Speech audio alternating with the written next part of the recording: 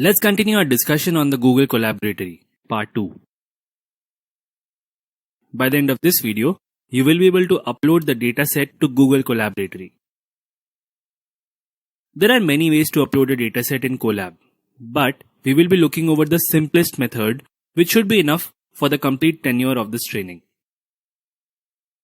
For that, we will revisit the notebook that we created last time.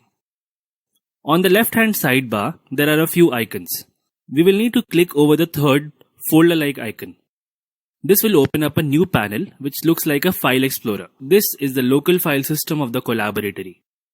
In order to work with our own data, we will use Google Drive as our storage memory. To do that, we simply need to click over the third icon which says Mount Drive.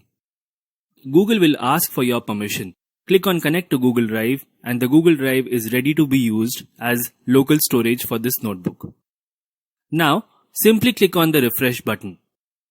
Now, if everything went well, you should be able to see the drive in the File Explorer. This is nothing but your own Google Drive. Now, all we need to do is to browse to the folder where this notebook is present. In my case, it is Drive, My Drive, Notebooks. In this directory, you can see that I have found the notebook that we have opened here. But where is the dataset? Well, in order to use the notebook, we need to upload it first. For this, we will return to the Drive tab and upload the dataset. Now, if we return to the Colab notebook and press refresh on the File Explorer, you should be able to find the dataset. Now let's try to import this file using pandas library.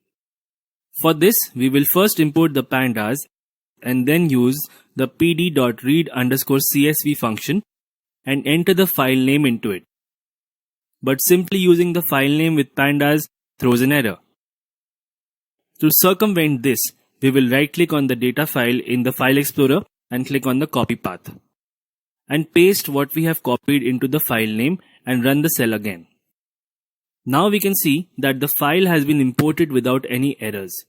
Just to verify, we will use the pd.head function. There we go. We can see the first 5 rows of the dataset were uploaded. So we saw that working with Colab Notebook is fairly easy and can be used throughout this training.